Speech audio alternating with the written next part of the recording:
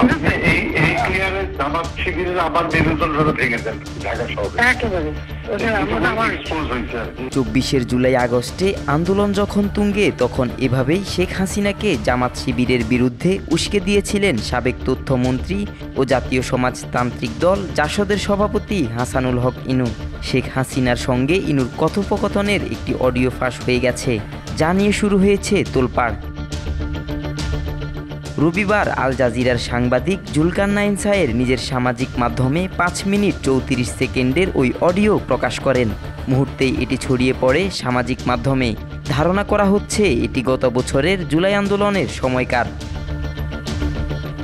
অডিওতে শোনা যায় হাসানুল হক ইনু শেখ হাসিনাকে বলেন, আপনার ডিসিশনটা খুব কারেক্ট হয়েছে মাননীয় প্রধানমন্ত্রী, আপনি একটু দয়া করে অ্যারেস্ট করে ফেলতে বলেন সবাইকে, তাহলে আর মিছিল করার লোক থাকবে না।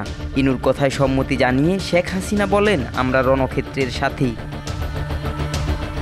কথোপকথনের এক পর্যায়ে ইন্টারনেট চালুর আহ্বান জানিয়ে ইনু বলেন, ইন্টারনেট চালু করতে বলেন, এটা আমাদেরই কাজে লাগবে, নিউজ দিয়ে মিডিয়া ফ্ল্যাট করে দিতে পারবো।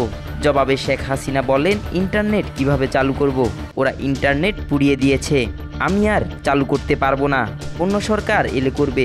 তখন ইনু দৃঢ়ভাবে বলেন, বাংলাদেশে আর অন্য সরকার আসবে না। এরপর জামাত শিবিরের প্রসঙ্গ টেনে ইনু শেখ হাসিনাকে পরামর্শ দেন, জামাত শিবির আবারও এক্সপোজড হয়েছে, এই সুযোগে তাদের মেরুদণ্ড ভেঙে দেন, তালিকা করে সবাইকে ধরে ফেলেন। শেখ হাসিনা এতে সায় দেন।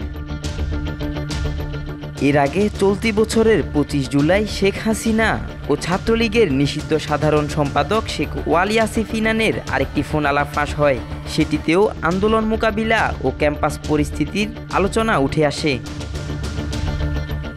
আব্দুল্লাহ আল নোমান, আজকাল।